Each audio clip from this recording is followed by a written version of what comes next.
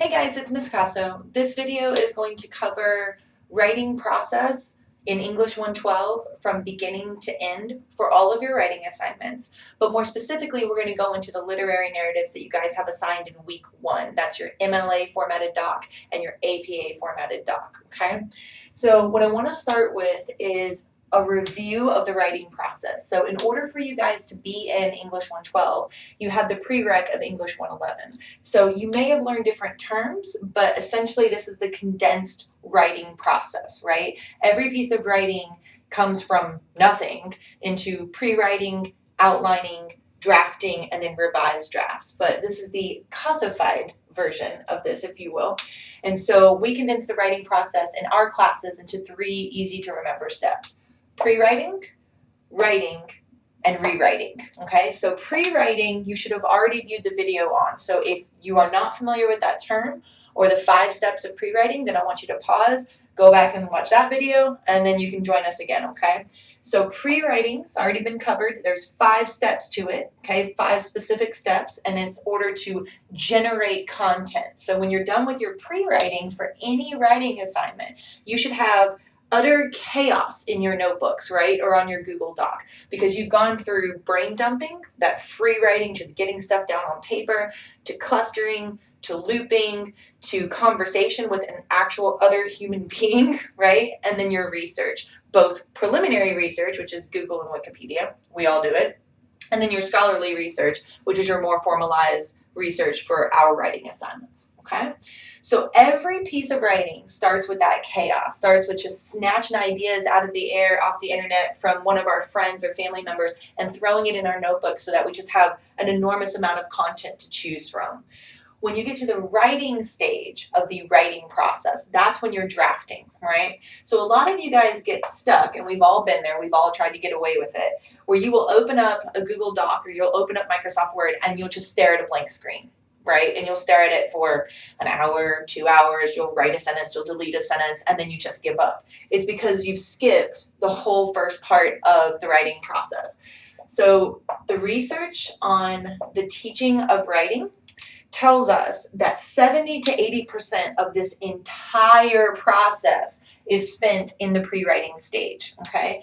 The reason for that is that you have got to see what others are saying about this topic. You've got to read research. You've got to have conversations, not necessarily formal conversations, but conversations nonetheless. You have to read and read and read and really internalize the academic discourse around a particular topic before you can get to writing paragraphs about it. There's just no other way to do it, right? Or else you're going to be staring at that blank screen forever and hating your lives. So keep in mind, if you didn't learn that before, learn it now, okay? Because you're about to go into some really high stakes writing assignments, boom, boom, boom, one after the other, because we're in an 8-week condensed course, right? Everything needs to start with pre-writing, or you're basically screwing yourself. You're starting behind the curve, okay? Don't do that. Don't do that. And again, if you're not familiar with this, go back and watch that video, because you're going to be doing it every writing assignment every time, okay? All right, so the writing stage is the most minimal brain power used, okay? And again, when I was in grad school and I was taking the teaching of writing, which was one of my mandated courses that I had to take, I learned this and I thought it was so weird, and then it made sense why my students were struggling so much.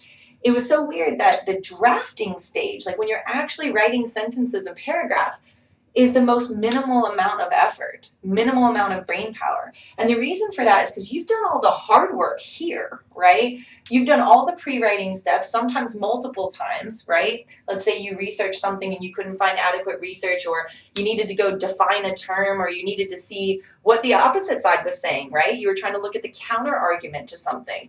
We can hang out in pre-writing sometimes for weeks. Now, we can't do that in this course because it's accelerated, right? But you get the point. Sometimes we are in pre-writing for an extremely long time before we even get to, okay, here's how I want my paragraphs to look.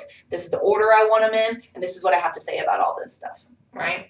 So the most minimal amount of effort is done in the drafting stage, the writing stage, because you've done all of the work in the pre-writing stage, okay? And finally, the last step of the writing process is rewriting, okay? So re is our prefix, meaning to do again, right? So writing again and again.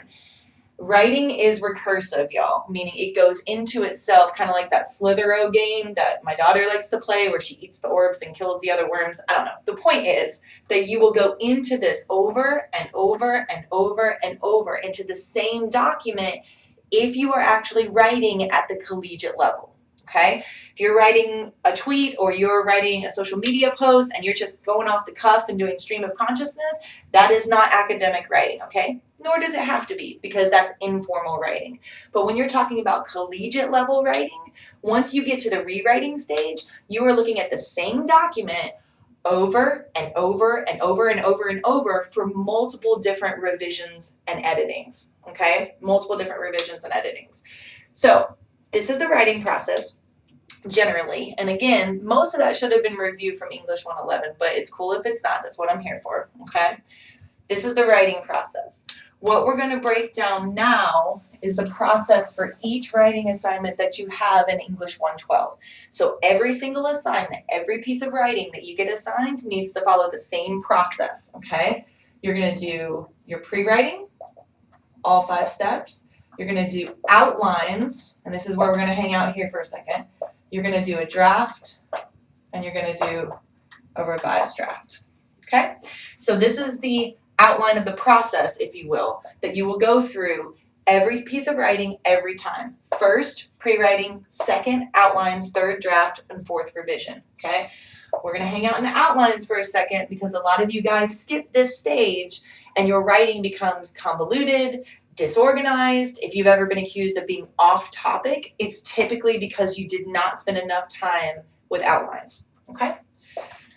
Okay, so we've got 2 different types of outlines. We've got macro outlines and we've got micro outlines, okay? So it gets a little confusing with the terminology, but bear with me.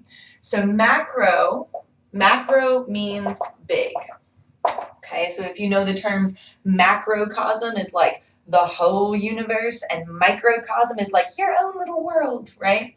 Macro is big, micro is small. Macro outlines are only the main topics, okay? So if you think about it, macro outlines are only the big topics, right? Only the big topics. No supporting detail, no intro or conclusion. It's only the thesis or the supporting, or wait, the thesis and not the supporting idea. Y'all, it just flew out of my brain. Un momento. What is that term? Anyway, it's the controlling topic. That's what it is. So you have a thesis or you have a controlling topic, okay? And I'm going to break that down in a second what that means. And then you only have your main topic. So it looks a little something like this. Your thesis is at the top, T1, T2, T3, T4, T obviously being topic, okay? I can't tell on my video if you can see the T4 down here. But a couple things to note with macro outlines, okay? Number 1, your thesis or controlling idea always goes at the top, always. And the reason for that is we as writers and as scholars and as thinkers, we need to be reminded what we are actually focusing on in this piece of writing, okay? Your brains are not linear, meaning they don't go in a line. All of our brains are like convoluted balls of wires that are constantly snapping electricity from one to the other, right? It's all over the place. In writing, especially collegiate writing, everything has to be so painstakingly organized in order for you to make your point, okay? So controlling idea or thesis always goes at the top. Now, I said I was going to come back to controlling idea once my brain remembered the phrase, right? Controlling idea is for things like literary narratives, which is going to be the second half of this video, is how I expect you to write your literary narratives, okay? So when you do a macro outline for a literary narrative, you don't have a thesis because you don't have something that you're trying to prove, and you don't have something that you're trying to argue for necessarily. You're just telling a story, and you're telling it in academic language. There's still organization to it, right? Because stories have a sequence, but you wouldn't have a thesis at the top of your macro outline, okay? So just put that in your notes if you're going to get a little confused. You've got thesis for things like observation reports, for a literary analysis essay, for your synthesis essay, you will have a thesis for all of those. But for literary narrative, it's a controlling idea. Okay, so just 2 terms that mean the same thing. Again, un momento. Typically, when I have y'all in class, I don't talk this much straight through. Okay, so let's recap. This is the process for every writing assignment in 112, right?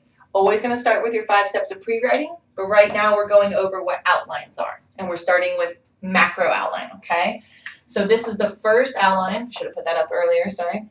This is the first outline that you will always work with, okay? It's only your topics and your thesis at the top. Now, here's why. Macro outlines, well, outlines in general, I should say, come from your pre-writing. Okay, so you're going to have an enormous amount of information, ideas, content, research, all this stuff, and it's going to be in your notebooks, or you're going to have, a folder on Google Drive with all this mess in there, right? You're not going to use all of that on your paper. None of us do. We do pre-writing so that we can take the garbage and we can kind of boop to the side, okay? We want to pull out the strongest topics or the most intelligent topics or the most interesting topics, and then we just kind of take the rest of that stuff and we push it to the side, okay? When we find those strong topics, that's when we put them into a macro outline, okay? This is what I want to talk about first. Here's where I want to go next. Here's the third thing, and here's the last thing. Okay, so macro outlines are pulled from your pre-writing, and then you kind of push the rest of the stuff to the side from your pre-writing because now you're organizing it into an outline. Here's what I want to talk about here, here, here, and conclusively. Okay, that's how that works. Now, nobody gets a macro outline on the first try, okay? You are not unique. Y'all are not snowflakes, right? This right here, you're going to have to play around with before you go to your micro outline, which is the second outline we're going to learn about, okay? So you're going to put your topics in order, and then it's up to you as the academic, as the intellectual academic writer, to go back and say, does this puzzle piece make sense to be first, or do I need to move T3 up to be T1, shift this down to be T2, T2 maybe go at the end, okay? It will happen. It needs to happen. Nobody gets it on the first try with any bit of this writing, okay? Nobody. Not even those of us who have been writing for close to 15, 20 years, okay? All right, so macro outlines, do it first, then move your puzzle pieces around. Something that might be helpful for you, I used to do this in grad school, excuse me, when we had papers that were like 20, 30, 50 pages long.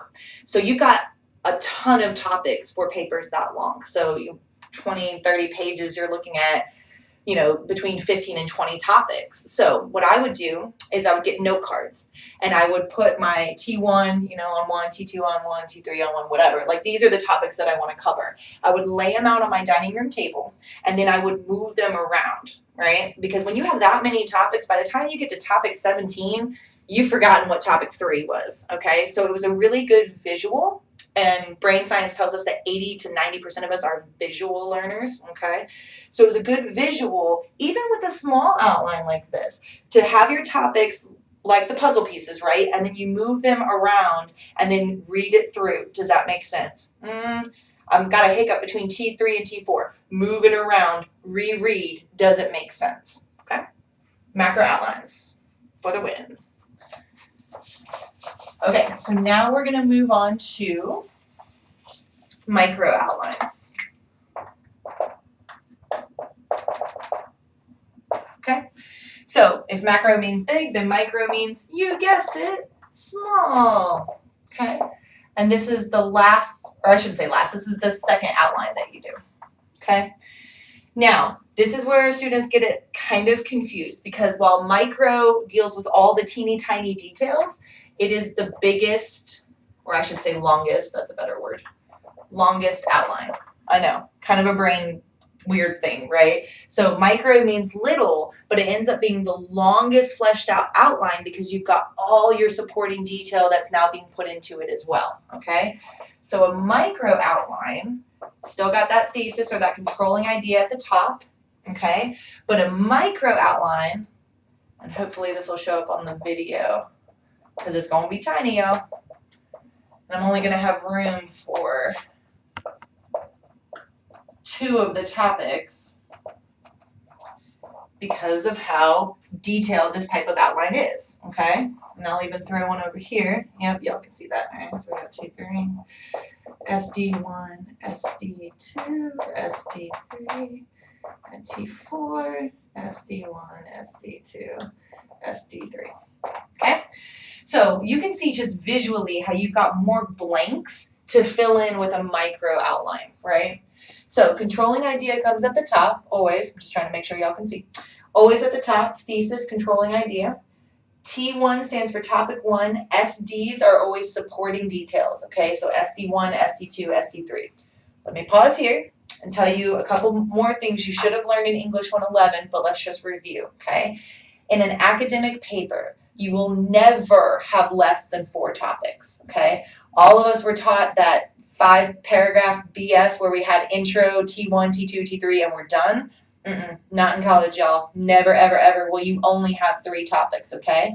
So a good place to approach your outlines, especially your macro outlines, is I need at least 4 topics. Caso told me I need at least 4 topics, okay? As y'all go through, especially because most of you are going to university, not that you have to, okay? But if you're going to university, you're going to be writing those 10, 20, 25-page papers, okay? So you need to understand that the days of the 5-paragraph essay are long gone. Gone. Get it out of your brains, all right? You have to have at least 4 topics, so that's why I have 4 on my example. Now, there's another kind of unspoken rule, but it's called the rule of 3, okay? The rule of 3. So if you guys learned, which you should have, argument in English 111, you've got logos, ethos, and pathos, right? Or pathos, some people say. So there's 3 tiers to an argument. One of those tiers falls, the whole argument collapses, right? Same thing in writing when it comes to supporting details. It's a rule of 3, okay? So it's good practice, and that's what 112 is practice, practice, practice with this academic writing. It's good practice for you to have 3 supporting details per topic. Now, what those end up being is up to you, okay? So I'm going to shift gears from a literary narrative to more like the higher level academic papers that you'll be writing, okay? So for instance, with my 111s, we do, here's the argument or the explanation of the topic, here's my evidence, and here's my tie-in to the topic or the thesis. Can y'all see that? Yeah, okay? That's just one way to do it, y'all, okay? We were all taught writing in a very formulaic way when we were in secondary ed, which is high school, and middle school and elementary school as well. At college, y'all have a massive amount of flexibility and freedom for what you put where on an outline, okay? As long as your logos is intact, meaning as long as this logically follows, I don't even have to agree with it. As long as it logically follows and you've got it supported by evidence or text evidence or whatever the assignment calls for, you're good, okay? So that's all on you. That's your flexibility, your freedom as a college level writer, okay? So I don't want you to take in your notes that this has to be the way the paragraphs go. Like there really is no such thing in writing. And I'm going to get a little cheesy here because writing and language are so close to my heart. But writing is its own living, breathing entity, okay? If you think about how language can be used with music and poetry and argument and speeches, I mean, it's just, there's so much freedom across the genres. And you guys are going to feel kind of the ache of that, though, meaning you're going to be like, no, Caso, tell me exactly what you want in these paragraphs. And I'm like, that's not my job in 112. My job in 112 is to give you the possibilities of where to put certain supporting details or how to arc your topics or this kind of thing. But the organization of it is up to you, okay? The organization of it is up to you. Okay, so I think that adequately covered macro and micro outlines. But if you guys have any questions, of course, you're always free to email me, okay? Okay. Yeah, I'll take a break. I'm going to take a break, grab some water, and check my notes. Okay, so what we're going to go over now is you guys have those 1-page MLA and the 1-page APA formatted papers due to me this week, right? And I know that that is difficult in the sense that you have 2 papers due in 1 week, okay? And many of you have never even seen APA format before, so you're going to be like, what? I know that's a lot, but it does a couple things for me. 1, it makes sure that you learned what you were supposed to learn about MLA format in your English 111. 2, it shows me that you have the initiative to be able to go into that APA resource folder, learn APA format, and demonstrate it perfectedly, which you won't the first time. There's always errors. It's okay. But to demonstrate that you can write in APA format as well, okay? So I'm doing kind of a two for one. I want to make sure that you learned MLA correctly, and I want to make sure that you have at least a tenuous grasp on APA format, okay? Now, the genre of these papers, though, is the same, and it's a literary narrative, okay? It's a literary narrative for both. Now, let me talk to you kind of generally about lit narratives, and then more specifically about what I'm looking for as far as first-person voice, stylistic choices, formalized language, all those kinds of things, okay? Now, I'm also going to go through briefly in your field guide, okay? So you guys all have this textbook, or you should. So this is starting on page, that's not the right page, starting on page 83, okay? So 83 is the key features of literary narratives. I call it literary narratives. They have literacy narratives, tomato, tomato, whatever. All right, so the genre for both of these papers is a literary narrative. A couple things about that, all right? Lit narratives are telling a story, hence the word narrative, all right? They are considered to be one of the easier forms of writing for y'all to get your feet wet on, okay? And many of your English 111 teachers probably already did this with you, because it's so much easier for us to write and to learn how to write in first person, okay? First person, of course, being I, we, our, those kinds of things. Mine, that's first person possessive, okay? So literary narratives are written in first person, meaning I went through whatever this is, okay? So I've gotten literary narratives on people's struggles with medical conditions, you know, cancer, MS, those kinds of things. I got a literary narrative from one of my students who was a little bit tipsy gaming and decided to tell me her crush on one of the other female gamers in her club. That was a particularly cute one. Literary narratives can include serious, they can include silly, they can be profound, or they can just be literal. Like, I really like pizza, and here's the pizza that I like, okay? So literary narratives tell some kind of story. It can be like one event with sequential order going through it. So like, let's take the pizza thing, for example. Like, my controlling idea is my love for this food, right?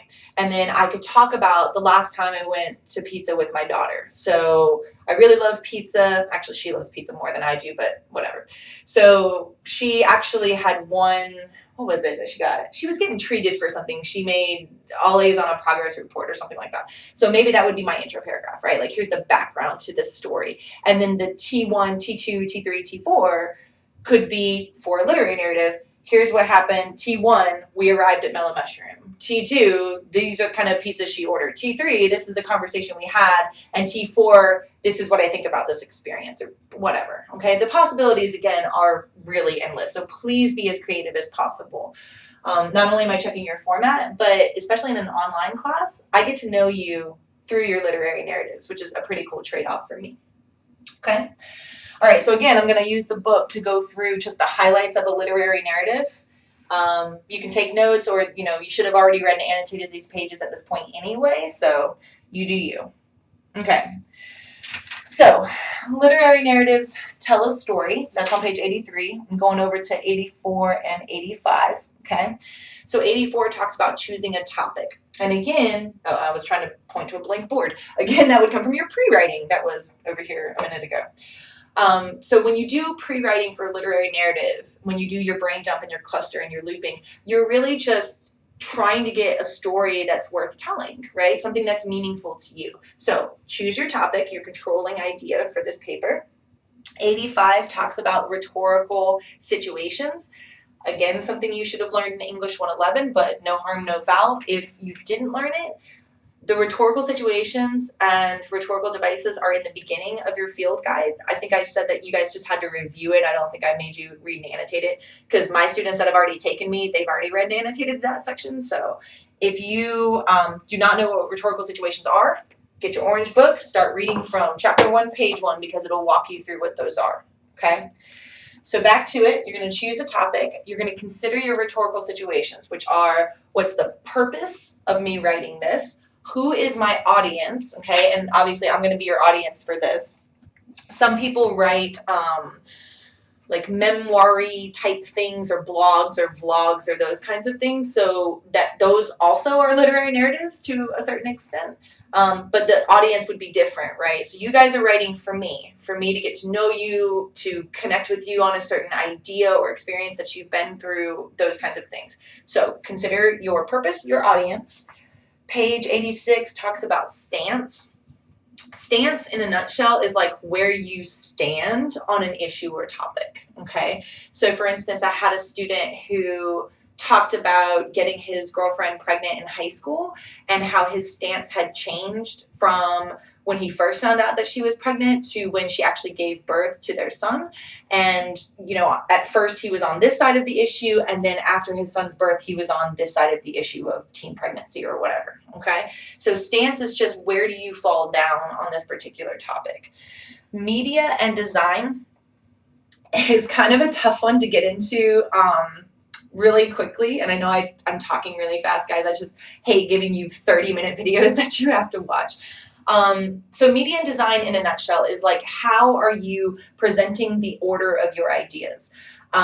So for instance, my students and I in English 111 this semester, we looked at a Trump speech about, it's escaping my memory now, something ridiculous that he had said, but he started his whole speech with China, China, China. So we were looking at media and design, like, why would he start a speech on this completely unrelated topic with China's our friend and China's awesome and we're going to meet with China? And so the students decided that he had started with that so he could start with a positive before he went into whatever negative subject matter he was going to deal with next in his speech. Does that make sense? So media and design is, what am I going to start with and where am I going to go from there? So for instance, I had a student writing about her mom having cancer, and she started with the present, like, mom's good, she's in remission, you know, she's super strong, she's doing CrossFit now. Like, she started with the now, and then she backed up to, but this was then, and this was then, and this was then. So she changed up the order of her topics for rhetorical effect. Okay, so that's media and design. Okay, so 86 and 87 go into pre-writing, essentially. So it gives you some really good questions to ask yourself about, like, who are the other characters in this story? Why are they significant? For example, I had a student in 111 a couple years ago here at Central, and he was writing a lit narrative, and he really wanted it to be about his dad, right? So he started with dad, and they had gone on this fantastic trip to London and Europe and saw, like, you know, all the history, the concentration camps, the castles, just everything. Like, he was just so enamored with this trip. Really wanted it to be about dad. As we were reading through, though, so he had done his outline and he started drafting. So sometimes even in drafting, we have to move around our topics and stuff and refocus what we're actually talking about. What we noticed was he mentioned dad in the beginning, like him and his dad are marathon runners, the both of them, so good on them. But they would go running every morning in the downtown streets of London. So that stood out, you know, in his mind about a special moment he had with his dad. But as his narrative continued, it was really more about stepmom. So he had this really, I'll say cute, I don't think he would use that word, but I thought it was really cute and adorable way of describing how he was annoyed with his stepmom, because on this trip she just was taking picture after picture after picture. He was like, everywhere we went she took a freaking picture, and he had no concept until he looked back on it, I think like a year later, that stepmom actually was the one who made the trip really special. She was insisting that they go places together, that they operate as a family, and he didn't really learn that about her until, like I said, much later, after they'd already gotten back from their trip. And so his essay, or literary narrative rather, was really more about stepmom than it was about dad. So just giving you a couple of ideas of, you know, how to generate content, think about who's in your story, why they're significant, roll up with the 5 W's and the H, right? Who, what, when, where, why, and how. Those are always great questions to ask yourself to generate content in your pre-writing before you decide on, the actual controlling idea, the story you want to write on. And then, of course, before you outline. Okay? All right, I'm just double checking this. It does tell you, or excuse me, it gives you some ideas rather of how to revise and how to edit your work. So the last thing that I'm going to leave you with is with literary narratives, it's still academic writing, okay? It's still academic writing. You do have more freedom with language. So for instance, I've gotten lit narratives that had profanity in them before. Intentional profanity, by the way. It wasn't just F-bombs a flying. But if there was a situation that was particularly tense, or this is literally what someone said, then they were allowed, so to speak, to use that kind of informal language in their papers. Some other examples are like contractions. Like in formal writing, we don't use can't, won't, don't, I'm. We have to spell those out, like cannot, do not, will not, I am, right? You can use that language in literary narratives because it's considered colloquial and informal to a certain extent, okay? Y'all do not go crazy sending me some lit narratives that look like they haven't been touched by an editing wand or a revision wand, okay? Because you won't get the grade that you want if you do that. But understand you do have a little bit of flexibility with what's called style, where you can use a little more informal language, and absolutely you can use I, okay? So I did this, or my stepmom, or, my friend's medical condition, or whatever, okay? All right, so I think that does it for a review of the writing process for each assignment in this course, right? Pre-writing, outlining, draft, revised draft. But I think that also gives you kind of a foundation of lit narratives, okay?